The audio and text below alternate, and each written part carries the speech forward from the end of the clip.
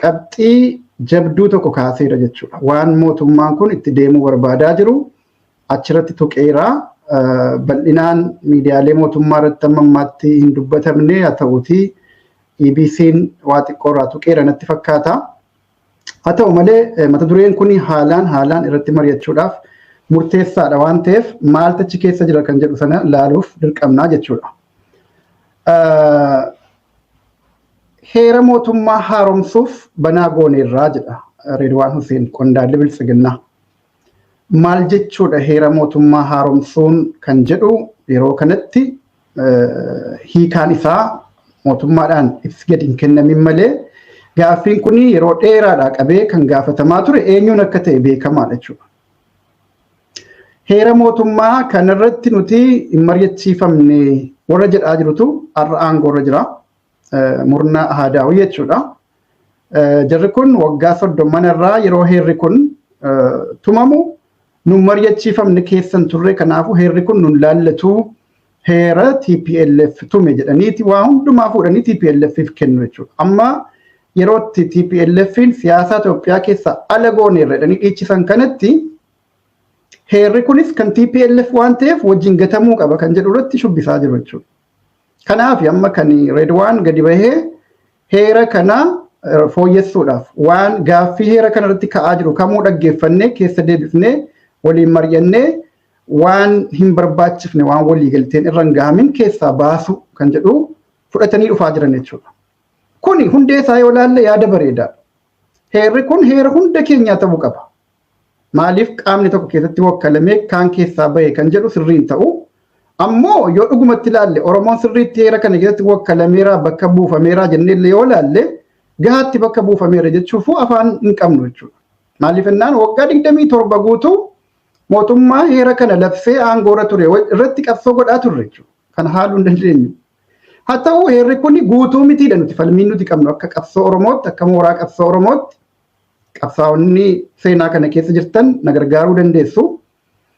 Heerri mootummaan EPRDF hojiirra oolche waggaa 27 ittiin hojjechaa ture sun heerri federaalizimii jedhu sun qola isaa yoo ilaalan baay'ee bareedaadha. Qabiyyee dhumti isaallee yoo ilaalle hammeenyaan qabu gaariidha. Haa ta'uuti hojiirra oolle maqaadhaaf achi keessa kaa'ame malee uummattoonni of bulchuu kan jedhu suni dhugaan dhugatti hojiirra oolle kan jedhu falmii keenya ture jechuudha waggaa 27 guutuudhaaf.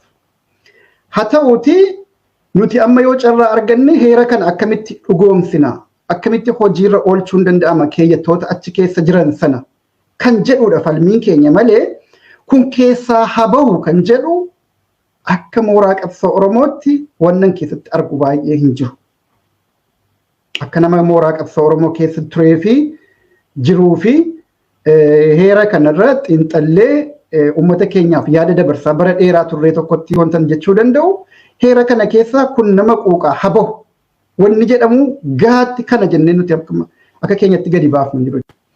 Warra Ahadaawii yoo fudhanne garuu tokkoof lama miti waa meeqa tarreessanii gaafachaa turani ammas gaafachaa jiran.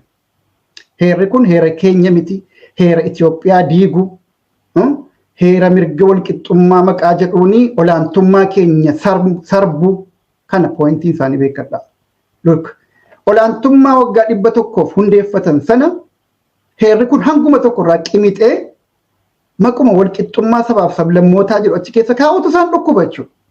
Innuu hojiirra oollee bar. Innuu hojiirra oollee maalumaaf achi keessa kaa'ame kan jedhu sana dhukkubsataniiti sana keessaa baasuuf qabsootti turani bara dheeraa jechuudha. Carraan gara isaanii gortee Abiy Ahmed meeshaa isaanii guddaa waan ta'e argameef carraa kanatti fayyadamanii heera kanarratti murtee dabarsuuf gabbahanii jechuudha. Yeroo itti humnoonni heera kana deeggaran moggaatti dhiibamanitti.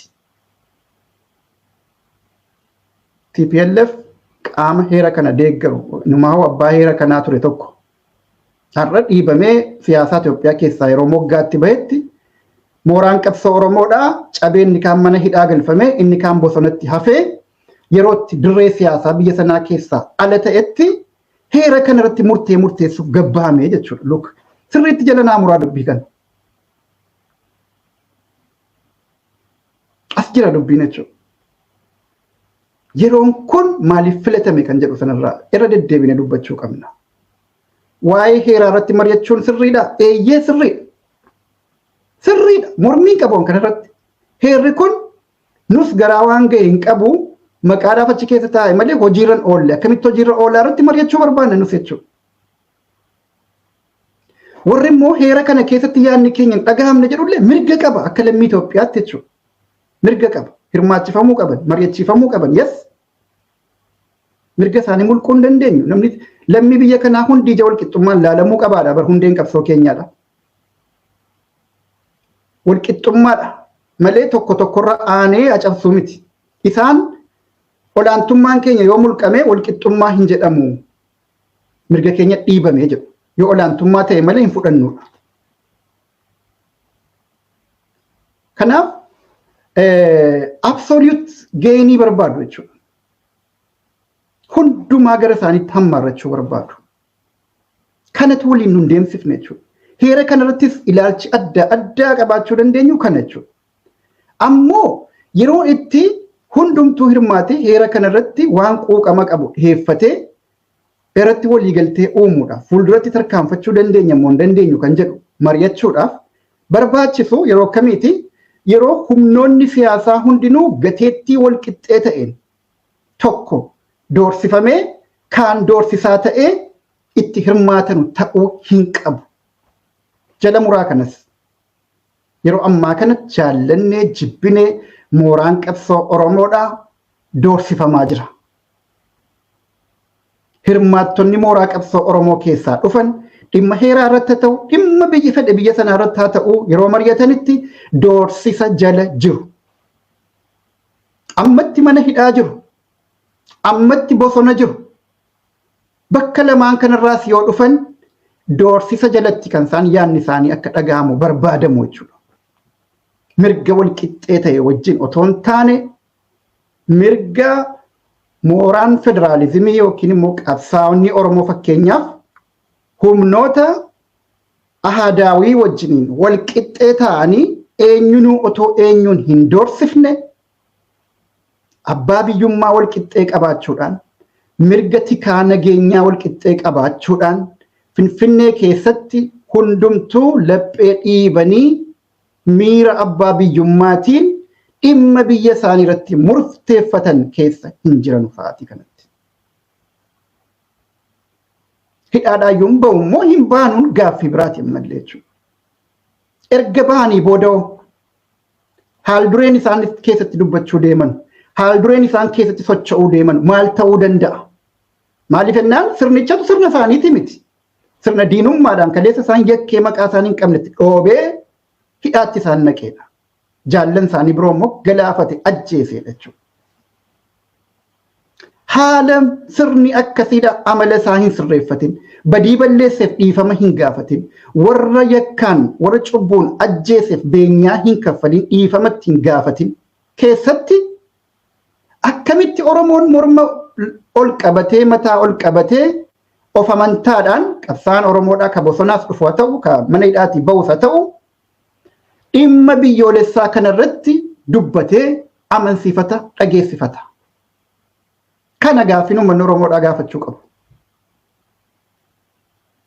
Amma oppiidiyoon maqaa Oromootiin dirree bal'ifatee fiigee qofaaf Oromoon wakkalameera siyaasaa biyya sanaa keessatti jennee of gowwoomsaa jirra taanaan gabrummaa waggaa 1000 oliitiif ofaa qopheessinu ammumarraa jechuudha. Warri haqaan qabsoo Oromootiif of kennan carraan isaanii mana hidhaa ta'e, carraan isaanii bosona ta'e, maqaa teeroristummaa shanee fi maarree jedhutti maxxanfamee akka bosonuutti yerootti adamfaman kana keessatti oppiidiyoon dirree bal'ifatee carraa Oromoon qabu hunda warra ahadaawitiif kennee wayitatti hojjechaa jiru kanatti Oromoon oppiidiyoon na wakkaleechi keessa jira jedhee harka dhahaaf taanaan gabrummaa waggaa 1000 oliitiif ofaa qopheessu. Filannoo isaati. Filannoo isaa jiruun dhaabbannu jechuudha. Garuu Oromoon kana godhaa hin godhu. I hope. Hin godhu godhaas hin jiru. Godhaas hin jiru. Oromoon arras qalbiinsaa qabsaa'ota isaa dhugaa wajjin jira. Kaleessa oppiidiyoon 2018tti yeroo badii kaleessaatiif narran laalinaa dhiifama naa godhaa jedhanii mooraa qabsootti of madaqsaa turan sanatti Oromoon dhiifama godheeraaf jechuudha. Wajjin shubbiseera harka dhaheeraaf. Akka gootaatti isaan simatee akka gootaatti ulfina kenneeraaf jechuudha. Maaliif godhe kan ilaalcha isaanii waan jijjiirratan itti fakkaannaan jechuudha. Har'a weessa jiru inumaa'uu ka bara wayyaanee jedhamu sana caalaa achi fageessanii diinoomanii jiran. Kanaafuu amma qabsoon Oromoodhaa OPDOdhaan wakkalama namni ofiin jedhu yoo jiraate nama gabrummaa waggaa 1000 of qopheessee akka barbaade sirna minilikummaa jalatti rirriitamuu barbaade qofa jechuudha. Kan ta'aa jirus kana waggaa 3 kana sirna minilikummaatu biyya sana rirriitaa jira jechuudha. Alaabaan lummuxxii Oromiyaa irratti bakka fedhetti qabatamee deemama.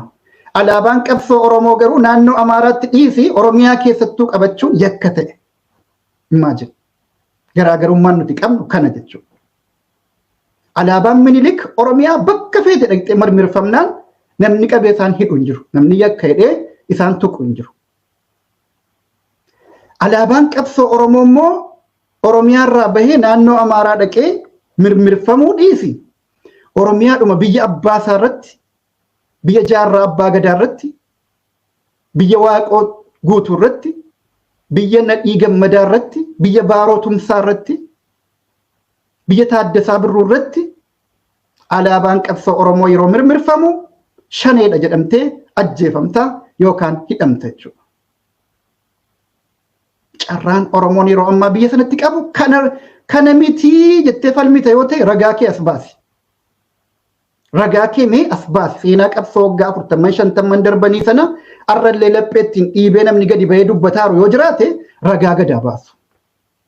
Jaarsoliin Oromoodhaa ka qabsoo kana keessatti umurii isaanii fixan kamaayyii irratti gara dhaban wallaalanii sirna kanaan butamanii kiyyoo keessa galfamanii jiran dhugaa qabsoo Oromoo achi keessaa dubbachuu hin danda'an.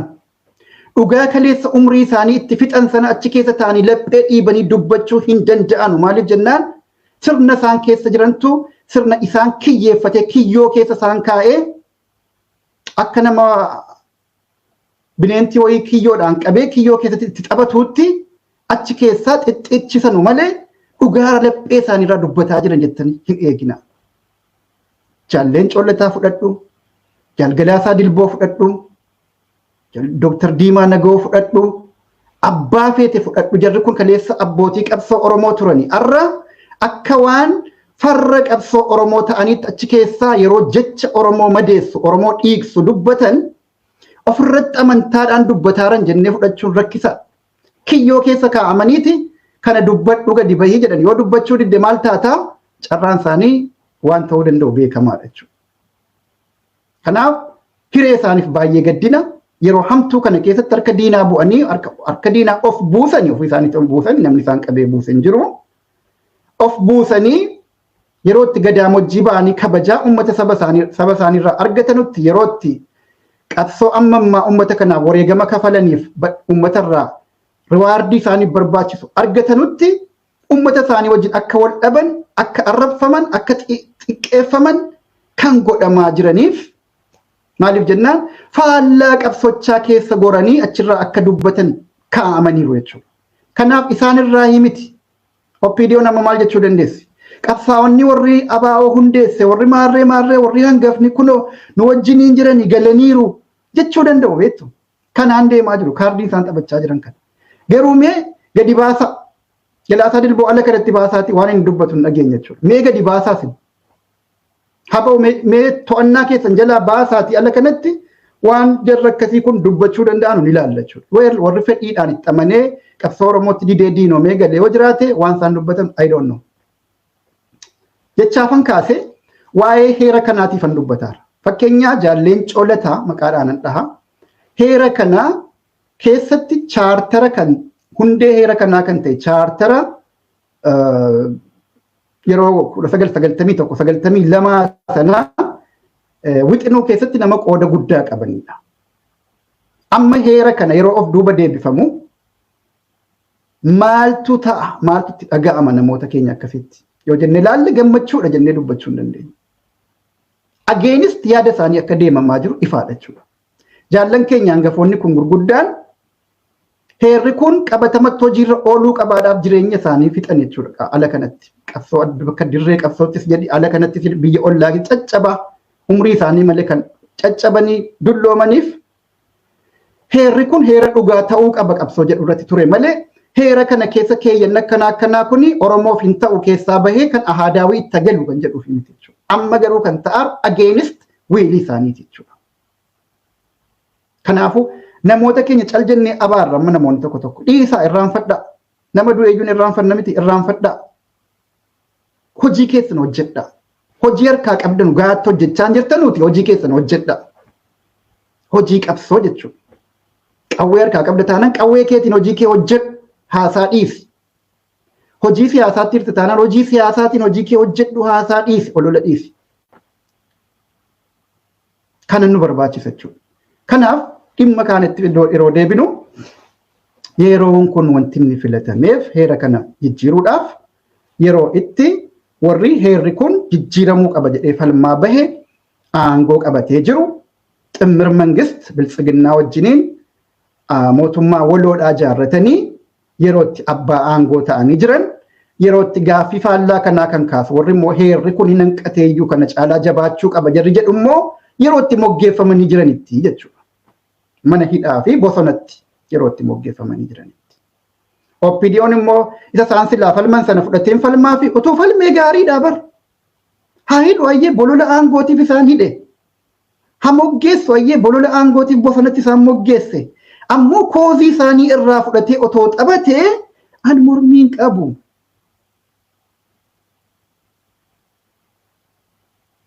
Koozii isaanii irraa fudhachuuf mooraalii hin qabdu oppidiyoon. Fedhii hin qabdu. Kooziin qabsoo Oromoo waggaa 45 darbanii kun otoo koozii isaanii ta'e, otoo dhimma isaanii ta'e, otoo kaayyoo isaanii ta'e kaayyoon jawaarfaa lallabaa bahan, baqqaleenfaa lallabaa bahan, jaaldaawwan ibsaa umrii isaatti fixee mana keessatti ukkaanfamee kaa'amaa jiru. Kooziin jara kanaa kun koozii oppidiyoo ta'eetti itti dhiibama ture jechuudha. Kanaa miti kan ta'aa jiru. Kanaa miti kan barbaannu bar Oromoon ifatti ba'uudha malee bar abaluun ifatti baasuu qaba namichi diimaan sun namichi gurraachi sun ifatti baasuu qaba jechaati miti kan jiru. Kooziin yookiin gaaffiin kaayyoon uummata keenyaa galma haa ga'u awwa barbaade sheexanni galmaan haa ga'u akka mataa kootiitti jechuudha. Sheexana yoo ta'e sheexanni galmaan haa ga'u garuu galma gahaara moo gahaan jirudha gaaffiin. Eenyutu geessisuu qabaatu hin taane galma gahuu danda'uu qabaadha. Hanga oppidiyoon aangoorra jirutti kaayyoon Oromoodha of duuba sigigaataa qileetti qajeelaa jira malee gara galii isaatti deemaa hin jiru. Fakkeenya gabaabaaf erga oppidiyoon aangoo qabadheera jette as kaleessa ergamaa namaan ture ayyee dhiibbaa jalan ture jetteenaan tole jennee fakkeessinaan dhugaa seeneera. Okay. 2018 as oppidiyoon aangoo gahaan qaba jechaa jirti miti. Kasimmoo akkasii miti. Hayyee 2018 irra Oromoon mirga qaba moo Itoophiyaa keessatti guyyaa har'a ani isinitti dubbachaa jiru kana mirga qaba. Kana meenaa deebisa.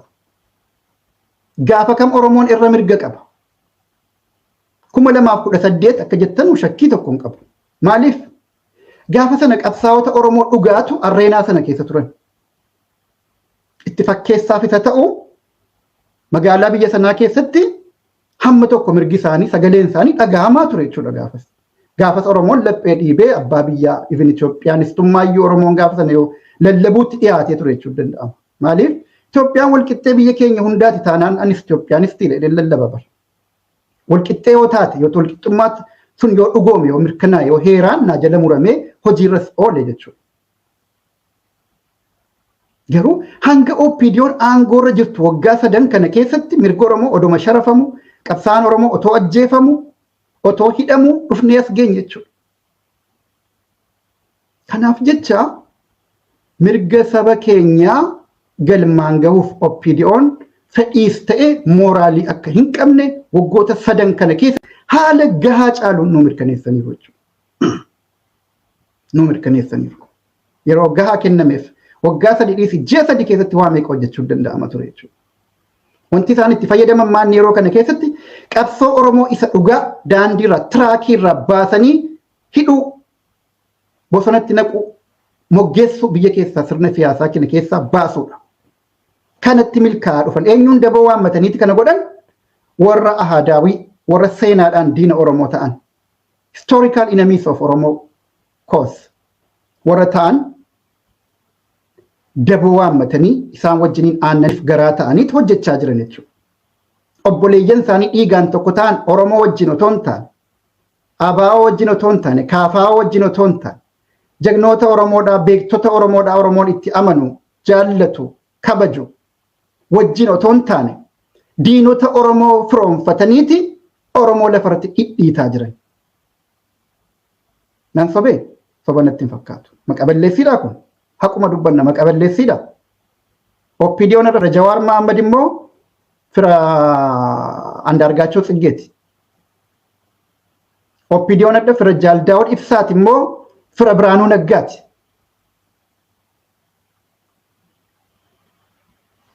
Kanaaf gabaabaadhaan maal warra rakkifna? Waan gaafii gabaabduu kana namaa deebisuudha dubbii. Kanaaf isa kanatu nama guba beektu. Isa kanatu qabsoon Oromoodhaa bara baraan of duuba akka deebi'u. Maal jedhamu oppiidiyoon?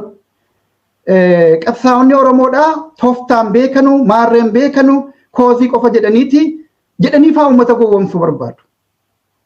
Daandii suma waggaa 40-50 duraa sana irratti goganii hafanii suma irratti shakkalamanii hafanii tooftaan beekanu. Tooftaan oppiidiyoo isa waggaa 3 kana nu dhidhiimse miti. Tooftaan Oromoodhaa isa waggaa kana keessatti Hacaaluu faa galaafate miti. Isa waggaa kana keessatti mucaa ilma Oromoodhaa ol guddattuu addabaabaayii irratti qawwee mormatti fanniseedhaa ajjeese rashshane miti. Obbolaa keenya mana keessaa gadi baasee ilmaan duratti ajjeesu miti. Tooftaa isa kam? Oromoo ajjeesuudha tooftaan. Maanni badiin qabsaa'ota Oromoo? Oromiyaa abbaa biyya abbaa keenya irratti abbaa taanaa malee maanni darbinee daangaa namaa cabsinaa jedhaniiru takka. Qabsaa'onni Oromoo warri hangafni lubbuun hin jirres warri har'a lubbuun jirus takka Oromiyaa darbinee abaluun gabroonfanna abaluun dhiibna. Expansionist poolisii takka isaanii hordofuun dhageenya hin jiru qaban. Biyya isaanii irratti Oromiyaa irratti garuu mirgaa qabaannu jedhan. Namootuu naannoo isaa irratti mirgaa qabaatu. Biyya kana immoo waloona bulchinuu kan jedhu yaada booda kana dhufe jechuudha. Wal dandeenya waliin bulle yoo ta'e isa kana walii fudhannu kan jedhu.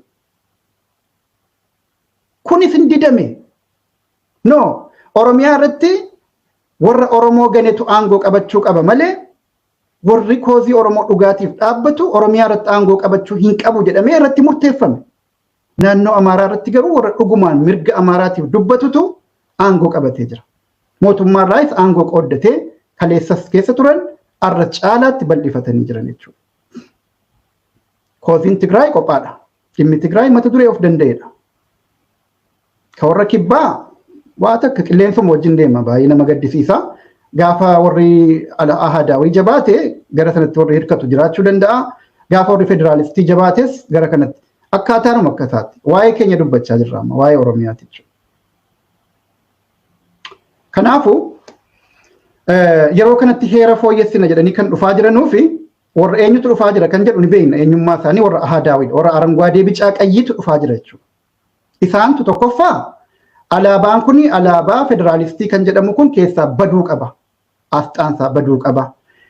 Mirgi hiree murteeffannaa keeyyata 39ffaa jedhamu sun keessaa bahuu qaba. Inni guddaan tokko kana amma fakkeenyaaf. Kana irratti immoo walta'e Abiyyi gaafa duraatii qabee dubbataa ture waan kana jechuudha. Heera kana keessatti wanti tokkummaa Itoophiyaa yaaddessu keessaa bahuu qaba. Wanni jedhu dubbatamaa dhufe waggaa 3 kana keessa. Kanaafuu naannoon ta'e tokko yoo Itoophiyaa wajjiniin buluun naaf hin ta'u jedhe keessaa qophaatti rifarandamii waammatee bilisoomuudhaaf of danda'ee deemuudhaaf mirga silaa qabaachuu qabutu irraa mulqamaa jira jechuudha kana jechuudha. Kana booda jaallattee jibbitee Itoophiyummaa jalatti rirriitamtaa jedhameet itti murteeffamaa jechuudha. Afaan gabaabaadhaan hiikaan isaa kana keessa 39ffaa jechuun mirga hiree murteeffannaa hanga fottoqootti jechuun yoo haalli biyya kana keessatti poolitikaan biyya kanaa naa ta'uu dide qophaatti mirga fottoquudhaa gaafachuu hin danda'a. Mirginni jedhu sun irraa mulqamee no jaallattee jibbitee nu jalatti rirriitamtaa warra jedhee irratti murteessutu keeyyata isaaniitiin bakka buufachuu deemaa jechuudha. Gartee? Kana heera mootummaa fooyyeffamuu deemuun ni jedhamu isa kana jechuudha. Kun egaa marii araaraa isa amma jedhamu kana wajjin akkamitti wal qabataa isa jedhutti dhufna jechuudha. Duraan dursee marii araaraa yoo hin jenne jirri marii biyyoolessaa kan jedhu jechuudha.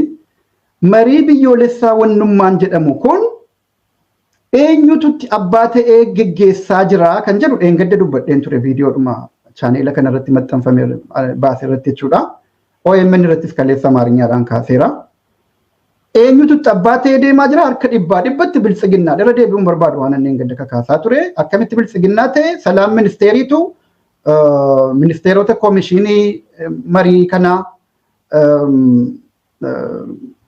recruit godhaa yookiin immoo kaadhimeeti fuudhee muummicha ministeeraatti kennaa. Muummichi ministeeraa ofii isaatii ilaalee warra kaayyoo isaatii barbaadu yookiin immoo abjuu isaatiin dhugoomfachuu barbaadu namoota akkasii yeroo argate fuudhee paarlaamaatti geessee naa raggaasaa jedha. Paarlaamaa jechuun cabcaabiidhuma malee waan falmee jalaa kuffisuu danda'u miti waan ta'eef dabarsiisu dhumatee jechuudha.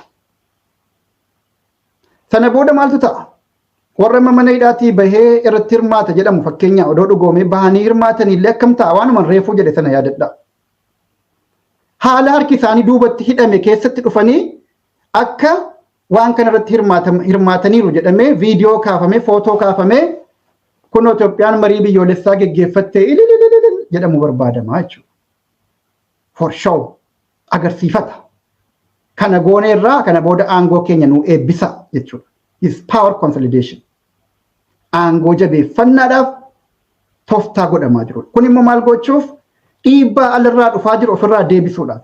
Addunyaan wanti ishee gaafataa jirtu marii araarri dhugaadhaa Itoophiyaa keessatti deemuu qaba. Biyyi sun akka itti fuftu yoo barbaadame warri akka malee wal dhadheeffatee wal mormaa dirree waltajjii tokko irratti dhufee araara gochuu qaba, marii gochuu qaba, haala hegeree biyya isaanii fuulduraa mari'achuu qaban kan jedhudha. Kun immoo qaama walabaan geggeeffamuu qaba. No qaamni walabaa jedhamu natti seenuun qabu kan jedhuuf waa hundumaa harka kootii nan bukeessa harka kootii nan marqadha jechuudhaaf paartii harkatti galfatanii waa hundumaa ofii geggeessaa jiran.